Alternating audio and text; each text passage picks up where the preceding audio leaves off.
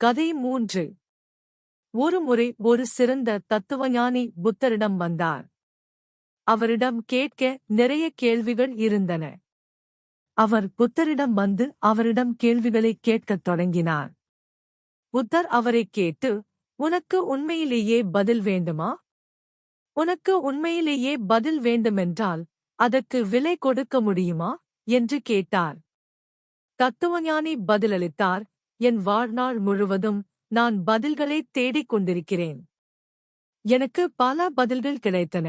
ஆனால் எனக்கு கிடைத்த ஒவ்வொரு பதிலிலிருந்தும் புதிய கேள்விகள் எழுப்பப்பட்டன.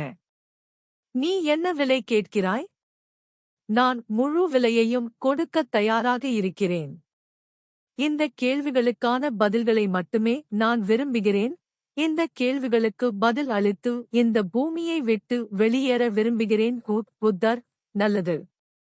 பெரும்பாலான மக்கள் பதில்களை விரும்புகிறார்கள், ஆனால் விலை கொடுக்க தயாராக இல்லை. அதனால்தான் நான் உங்களிடம் கேட்டேன். 2 வருடங்கள் மௌனமாக உட்காருங்கள். இதுதான் விலை. 2 வருடங்கள் என் அருகில் மௌனமாக உட்காருங்கள். 2 வருடங்கள் கடந்ததும் நானே உங்களிடம் கேள்விகள் கேட்கச் சொல்வேன். அப்போது நீங்கள் என்ன வேண்டுமானாலும் கேட்கலாம். நான் எல்லாவற்றிற்கும் பதிலளிப்பேன், எல்லா சந்தேகங்களையும் நீக்குவேன் என்று நான் உறுதியளிக்கிறேன். ஆனால் 2 வருடங்கள் நீங்கள் முற்றிலும் அமைதியாகவும் இருக்க வேண்டும். 2 வருடங்கள் அதைப் பற்றி பேச வேண்டாம். ஆம் என்று சொல்லலாமா வேண்டாமா என்று தத்துவஞானி யோசித்துக் கொண்டிருந்தார். 2 வருடங்கள் நீண்ட காலம். அப்போது அவர் என் கேள்விகளுக்கு பதிலளிப்பாரா? அவர் புத்தரிடம், 2 வருடங்களுக்குப் பிறகு என் ஒவ்வொரு கேள்விக்கும் பதிலளிப்பீர்கள் என்று நீங்கள் முழு உறுதி அளிக்கிறீர்களா? புத்தர் பதிலளித்தார், நான் முழுமையான உறுதி அளிக்கிறேன். நீங்கள் கேட்டால் நான் நிச்சயமாக பதிலளிப்பேன்.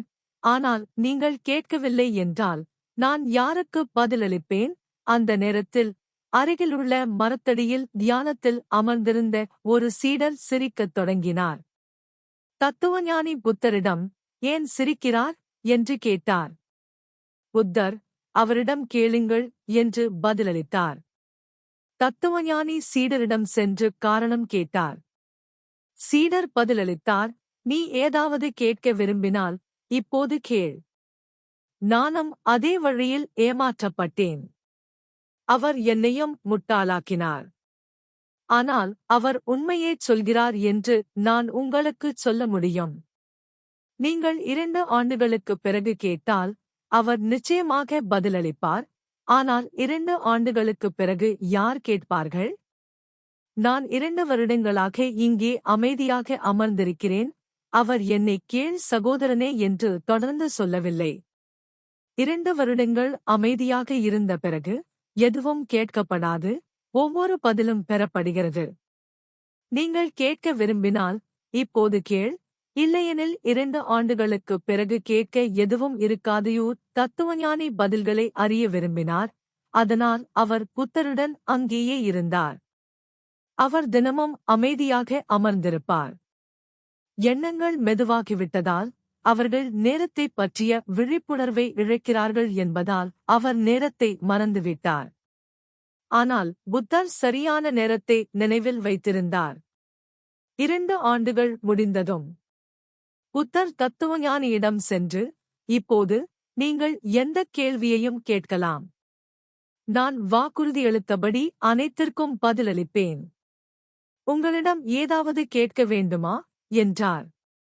தத்துவஞானி சிரிக்கத் தொடங்கி, அந்தச் சீடன் சொன்னது சரிதான். இப்போது நான் 2 வருடங்களாக இங்கே அமர்ந்திருக்கிறேன். என்னிடம் கேட்க எதுவும் இல்லை.